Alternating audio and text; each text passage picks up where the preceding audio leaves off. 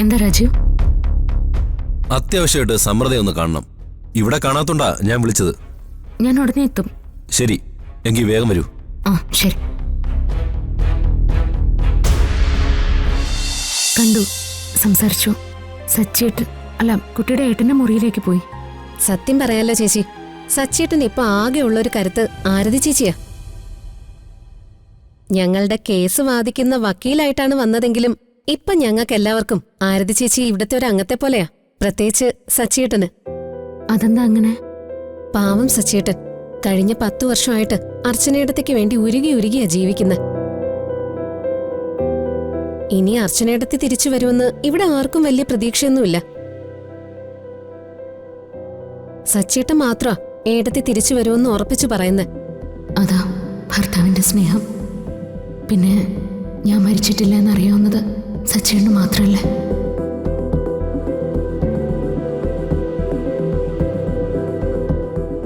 ജീവിച്ചിരിപ്പുണ്ടായിരുന്നെങ്കിൽ എന്റെ മോൾ എന്നെ അന്വേഷിച്ചെന്നേ വന്നേനെ.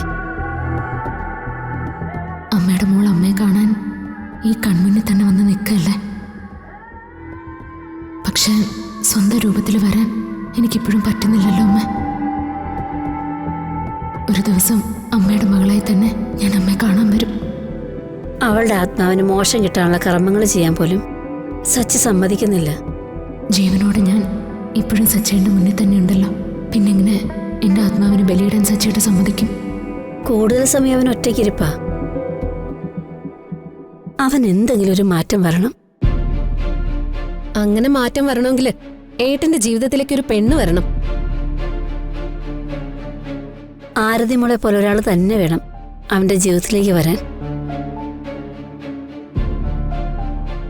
അവന്റെ നേർവഴിക്ക് നടത്താനും സ്നേഹിക്കാനും ഒക്കെ ആരതി മോളെ പോലെ തന്നെ ഒരാളാ നല്ലത്. ആ, എന്തായാലും ആരതി മോള് വന്നല്ലോ. ഇനി നമുക്ക് ഭക്ഷണം കഴിക്കാം. മോള് വാ. അയ്യോ മാം, എനിക്ക് നോയമ്പാ. ഞാൻ പിന്നൊരു ദിവസം വന്ന് കഴിച്ചോളാം. കഴിക്കാൻ പാടില്ലെന്നല്ലേ ഉള്ളൂ. ഞങ്ങൾക്ക് വിളമ്പി തരുന്നതിൽ കുഴപ്പമൊന്നുമില്ലല്ലോ. അതിന് കുഴപ്പമൊന്നുമില്ല, ഞാൻ വരാം. ഞാൻ പോയേ സച്ചി ആരതി മോളെ വിളിച്ചിട്ട് വരാം. വാ ചേച്ചി. ഞാൻ വരാം.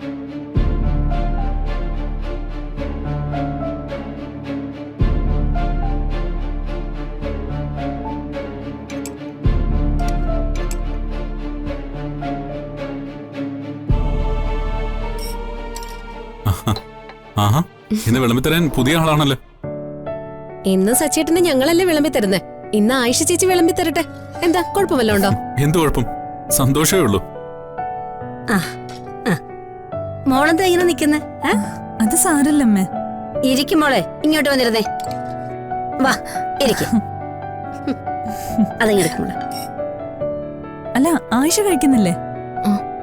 ആയിഷമൊക്കെ നോയമ്പാന്ന്. നിസ്കരിക്കാൻ സമയമെങ്കിൽ അതിനുള്ള അവസരം ഒരുക്കാം. വേണ്ട.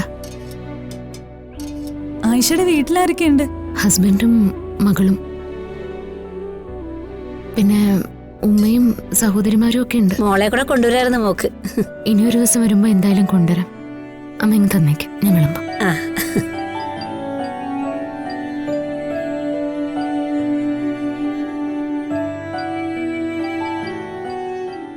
എത്ര കാലത്തിന് ശേഷം ഞാൻ എന്റെ സച്ചേട്ടന് ഒരു പിടി ചോറ് വിളമ്പി കൊടുക്കുന്ന.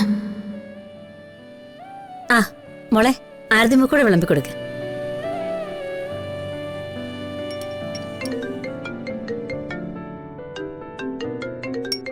അമ്മ ഒന്ന് വിളമ്പി കൊടുക്കോ? ഞാൻ ആ ഫോണൊന്ന് എടുത്തോട്ടെ.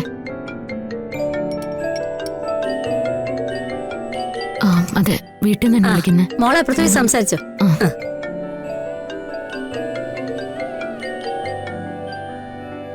ഹലോ,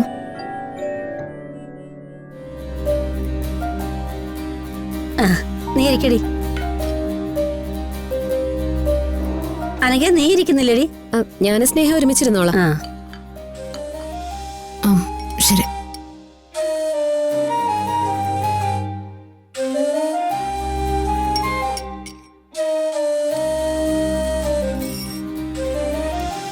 ഹോറുകളൊക്കെ ഇഷ്ടമായോ? അമ്മ, എനിക്ക് അത്യാവശ്യമായിട്ടൊന്ന് പോണം. അയ്യോ ഞാനെന്നാ. മോളെ, ഇതുവരെ വന്നിട്ട് മോക്കൊന്നും കഴിക്കാനും പറ്റിയില്ലല്ലോ. പിന്നൊരിക്കലാവാം അമ്മേ. ഞാനൊന്ന് ഇറങ്ങട്ടെ. ആ അല്ല, ഞാൻ കൊണ്ടുവിടാം. ഒരു മിനിറ്റ്. അയ്യോ, അത് വേണ്ട. പഠിച്ച തമ്പുരാൻ വന്നാലും കഴിച്ചുകൊണ്ടിരിക്കുന്ന അന്നത്തിന്റെ മുന്നേ നിന്ന് എഴുന്നേക്കരുതെന്നല്ലേ? ഞാൻ പൊയ്ക്കോളാം. അമ്മേ, ഞാനൊന്ന് ഇറങ്ങട്ടെ. എന്തായാലും മോള് വന്നല്ലോ, ഞങ്ങൾക്ക് എല്ലാവർക്കും വലിയ സന്തോഷമായി.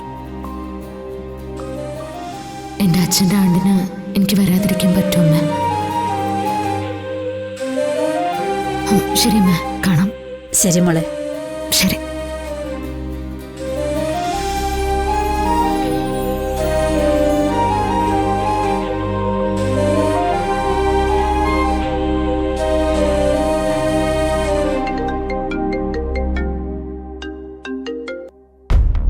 ഹലോ, എന്താ രാജീവ്?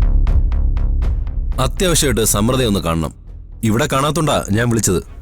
ഞാൻ ഉടനെ എത്തും. ശരി, എങ്കിൽ വേഗം വരൂ. ആ ശരി.